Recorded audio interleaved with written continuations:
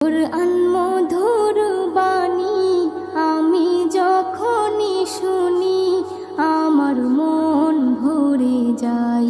শোনো মুমিন মুসলমান, পড়ে দেখো না কুরআন, কত শান্তি পাওয়া যায়। কুরআন